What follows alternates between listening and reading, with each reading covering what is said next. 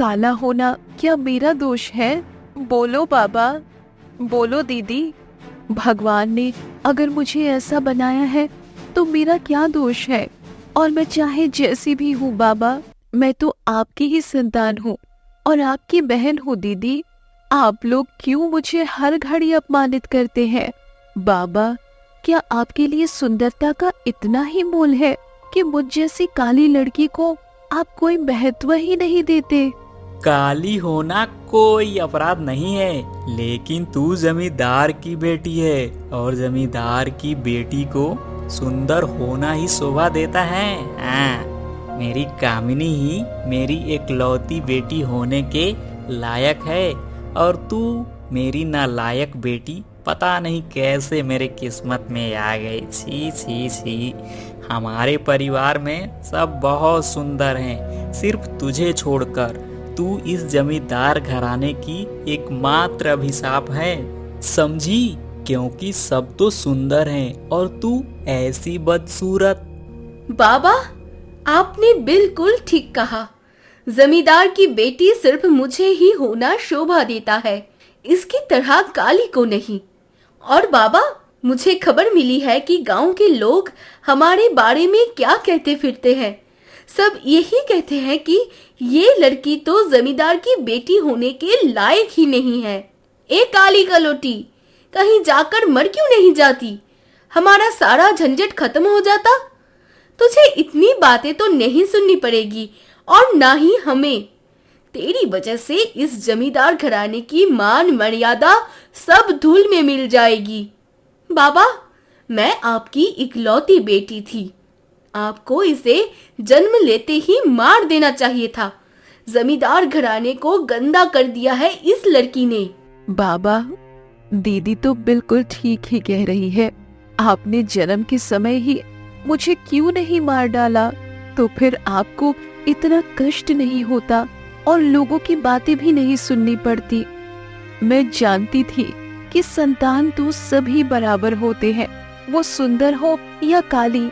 लेकिन मैं ये नहीं जानती थी कि मेरे अपने ही परिवार के लोग मुझे सिर्फ काले रंग के कारण सहन नहीं कर पाते। मुझे उठा लो भगवान, उठा लो। तुझे भगवान कभी नहीं उठाएगा। तू खुद क्यों नहीं मर जाती? तेरा मुंह देखते ही मेरा दिमाग खराब हो जाता है।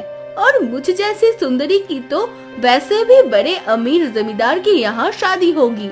सभी जमींदार चाहते हैं कि उनकी पत्नी बहुत सुंदर हो, बिल्कुल मेरी तरह। उन्हें क्या पड़ी है तुझ जैसी काली से शादी करने की? वैसे भी तेरी शादी तो किसी दिहाड़ी मजदूर से होगी। एक वक्त खा पाएगी, दूसरे वक्त नहीं। दीदी, मेरे नसीब में जो है वही होगा। इंसान अपना नसीब तो नहीं तय कर सकता। अगर भगवान ने मेरी जोड़ी किसी मजदूर के साथ ही बनाई है तो वही होगा, इसमें तो किसी का हाथ नहीं। पर दीदी, मैं तुम्हारे लिए हमेशा बहुत प्रार्थना करती हूँ कि तुम जैसे सुंदर लड़की की वैसे ही किसी बड़े जमींदार से शादी हो। तुम देखना दीदी, जीवन में बहुत खुश रहोगी। मेरे जितने भी सुख है ईश्वर तुम्हें सब कुछ दे दे और सबके दुख मेरे दुख के साथ मिल जाए, मैं यही चाहती हूँ। सुन, यहाँ पर कोई नाटक नहीं चल रहा है। यहाँ इतनी दिखावा करने की कोई जरूरत नहीं है। मेरी बेटी की वैसे भी बड़े और अमीर जमींदार के साथ शादी होगी। तू अपनी चिंता कर और हो सके तो अपना थोड़ा ध्यान रख। इस काली चमड़ी को थोड़ा सफेद करने की कोशिश कर। तू लोगों के सामने मेरा कितना नाक कटवाएगी, हे भगवान। कुछ दिन बाद जब मेरी बेटी के लिए रिश्ते वाले आएंगे, तब तुझे अगर देख लिया तो मेरी मान मर्यादा सब चली जाएगी। मैं क्या करूं? ओह बाबा, आपकी मान मर्यादा की चिंता करके ही तो मैं जमींदार घराने से कभी बाहर नहीं निकलती। खुद को हमेशा 4 दीवारों में ही समेट कर रखती हूँ।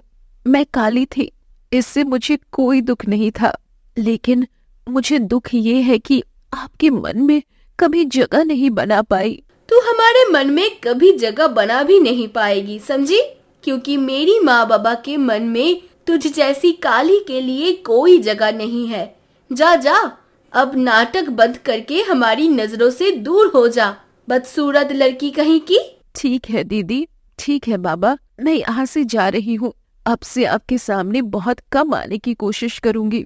मुझ जैसी कुलक्षणी लड़की से आपका रिश्ता जितना कम रहेगा उतना ही आपका मंगल होगा। भगवान, मुझ जैसी बदसूरत लड़की का जन्म और किसी के घर में मत देना।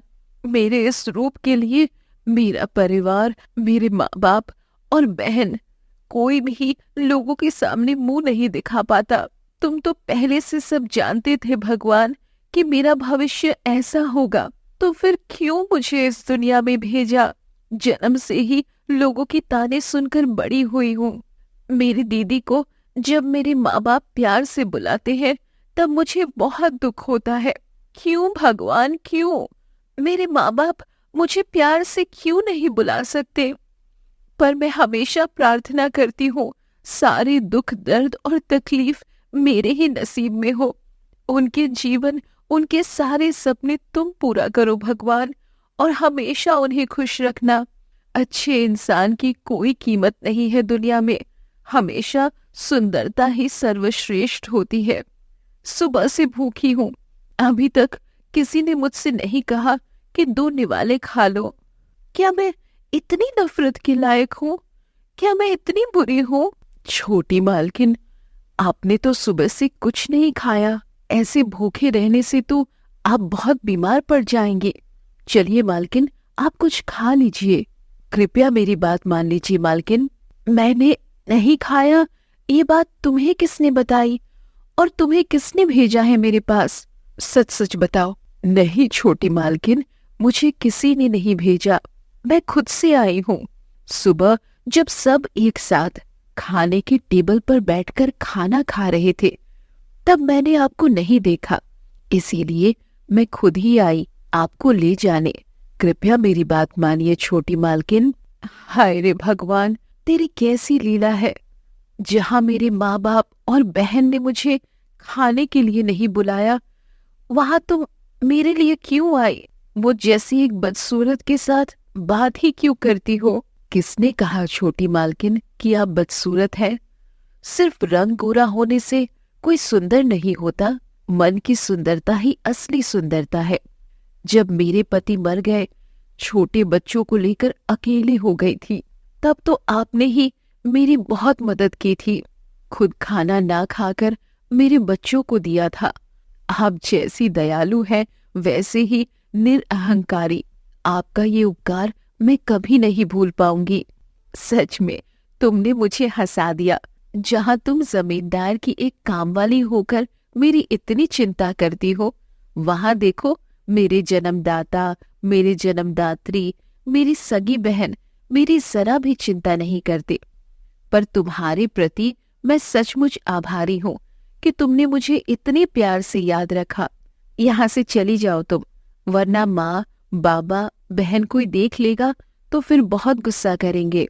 छोटी मालकिन, आप बिल्कुल दिल में दुख मत रखिए। एक बात हमेशा याद रखिएगा कि अच्छे इंसान और दयालु इंसान की हमेशा जीत होती है।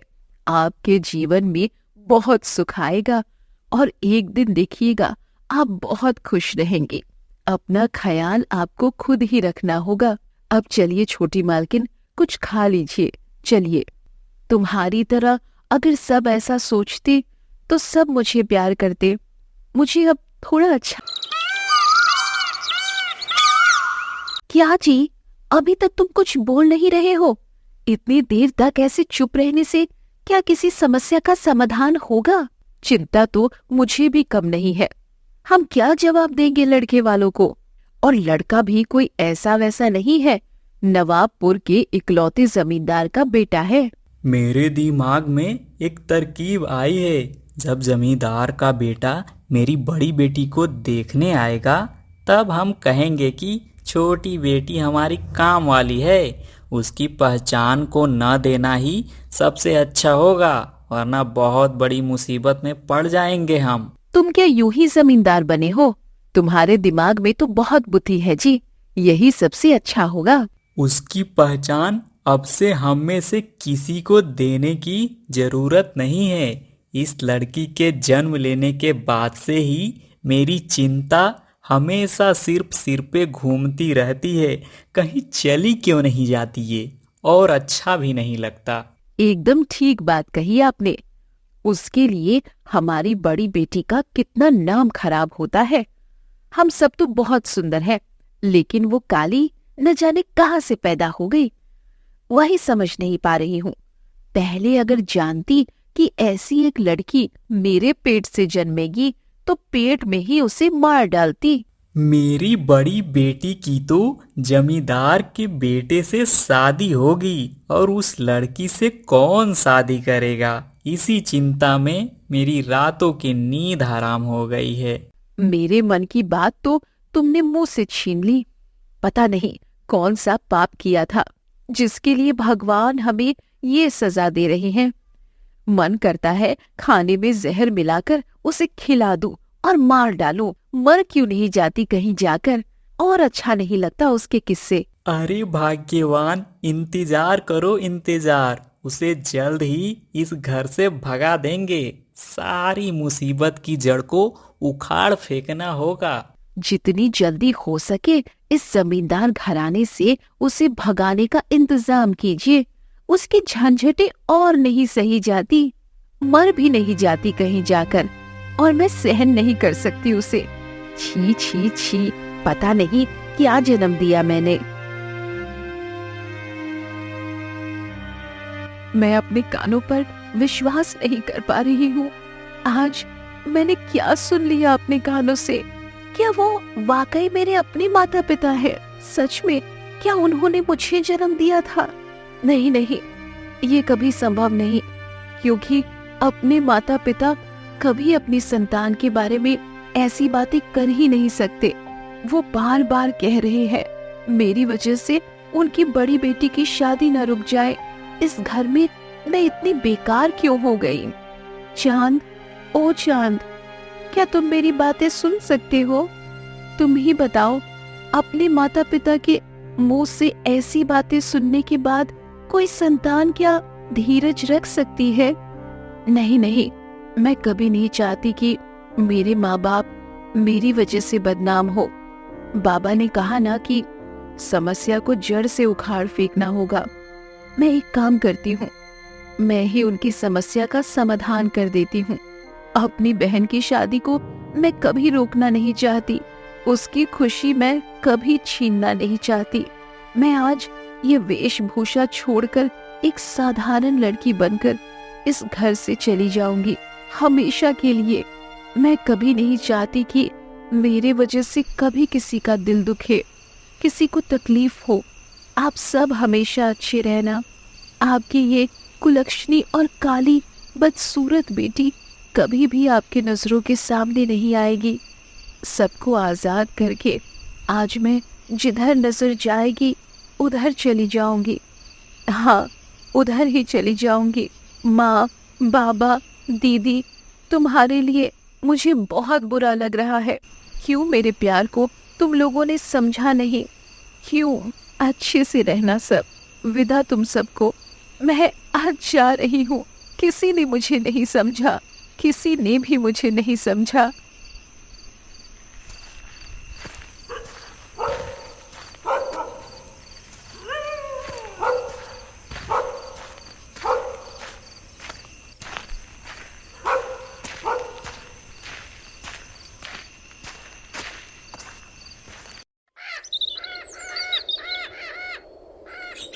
सारी रात चलते चलते पैर जैसे अब चल ही नहीं रहे हैं। इतनी भूख लगी है कि क्या कहूँ। ये घर किसके है मैं नहीं जानती, पर उन्हें बुलाकर देखती हूँ, शायद कुछ खाना मिल जाए। पता नहीं मैं कितनी दूर चली आई हूँ। कोई है घर में? कोई है? मेरी थोड़ी मदद कीजिए ना, मुझे बहुत भूख लगी है। मैं दूसरे गांव से आई हूँ, मेरी थोड़ी मदद कीजिए ना। कोई है घर में? अगर है तो कृपया जवाब दीजिए। मैं एक लाचार लड़की हूँ, कृपया मेरी थोड़ी मदद कीजिए। कौन है रे तू बेटी? मुझ जैसी एक भिखारिन के घर पे क्या कर रही है? क्या चाहती है मुझसे? बोल बेटी, और तेरा घर कहाँ है? यहाँ आई कैसे? बता तो। इस गांव में तुझे तो कभी नहीं देखा। क्या तू खो गई है बेटी? सब कुछ खुलकर बता मुझे। मैं एक अमीर माँ बाप की बदनसीब संतान हूँ बूढ़ी माँ। काले होने के कारण वो मुझे कभी नहीं अपना पाए। ये क्या कह रही है रे बच्ची? तुझ जैसी ऐसे चांद से मुखड़े को वो अपना नहीं पाए? क्या वो सच में इंसान है? तुझे देखकर तो लग रहा है तू एक बहुत लक्ष्मीवंती लड़की है रे बच्ची। बूढ़ी माँ, इस दुनिया में अच्छे इंसानों की कोई कीमत नहीं है। सब सिर्फ सुंदरता के दीवाने हैं। चेहरे पर सफेद चमड़ी ना हो तो उनकी कोई कीमत नहीं होती, जैसे कि मेरे मामले में भी नहीं है। बेटी रे, ये सबके साथ नहीं होता रे बेटी। कुछ कुछ लोग थोड़े अहंकारी होते हैं। उन्हीं के साथ ऐसा होता है कि उनके लिए सुंदरता ज्यादा मायने नहीं रखती। तुझे एक बात बताऊं बेटी, अगर तू बुरा ना माने तो। कहो ना बूढ़ी माँ, तुम जो कहोगी मैं वही सुनने को तैयार हूँ।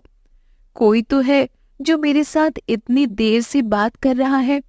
हमारे गांव में तो कभी मेरे साथ किसी ने ढंग से बात ही नहीं की। तेरी तरह मेरी भी एक बेटी थी रे, लेकिन बहुत साल पहले मेरी बेटी एक बीमारी में मर गई। तुझे देखकर ना मुझे उसी बेटी की याद आ रही है। तू मेरे साथ रहेगी बेटी? मेरी बेटी बनकर मैं तेरी बहुत ख्याल रखूंगी। मैं भिखारन हो सकती हूँ, लेकिन इंसान हूँ। सच सच कह रही हो बूढ़ी माँ? तुम मुझे रखोगी अपने पास? मैं तुम्हारे साथ रहने को राजी हूँ बूढ़ी माँ।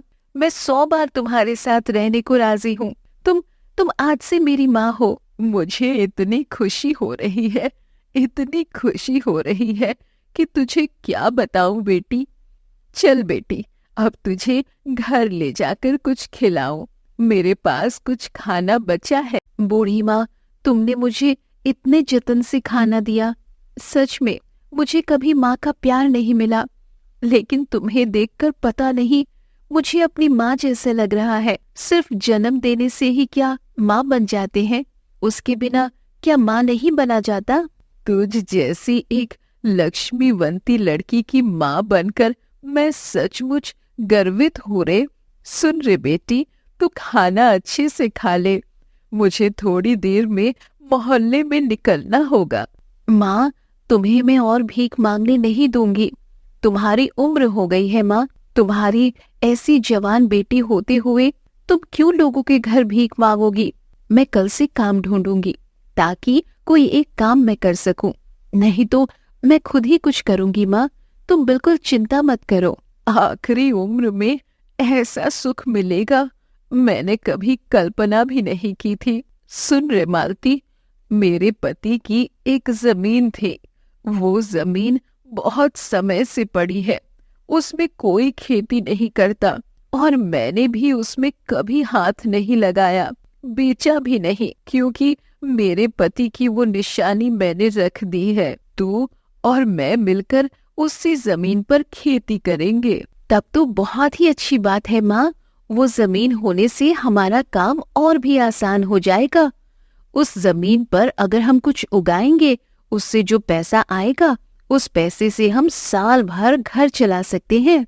हाँ मालती, तूने बिल्कुल ठीक बात कही है। मेरे पति जब खेती करते थे उस जमीन पर बहुत अच्छी फसल होती थी, लेकिन बूढ़ी होने के बाद से उस जमीन पर तो एक कुदाल भी नहीं चला पाती। फिर पति के बाद बेटी भी मर गई। उसके बाद मैं टूट ही गई थी, लेकिन तू आ गई है। अब कोई चिंता नहीं मेरी। माँ, अब तुम्हारी कोई चिंता नहीं। तुम्हारी बेटी तुम्हारे पास आ गई है। अब तुम्हारे आराम करने का समय है माँ। जितने काम है सब मैं करूँगी। तुम सिर्फ मुझे थोड़ा प्यार देना और कुछ नहीं। तू तो मेरी बेटी है रे बच्ची। तुझे प्यार ना करके क्या रहा जाएगा, बता तो। माँ, तुम्हारी बेटी रूपा इस जमींदार घराने में कहीं नहीं मिल रही है। क्यों? कहाँ चली गई तुम्हारी बेटी? मैं एकदम निश्चिंत हूँ। तुम्हारी बेटी शायद कहीं गिरकर मर गई है, नहीं तो कहीं चली गई है। खैर, बहुत अच्छा हुआ सुबह दासी आकर मुझे यहाँ खबर दी। बात सुनकर बहुत खुशी हो रही है। हमारे रास्ते का कांटा अब हट गया है।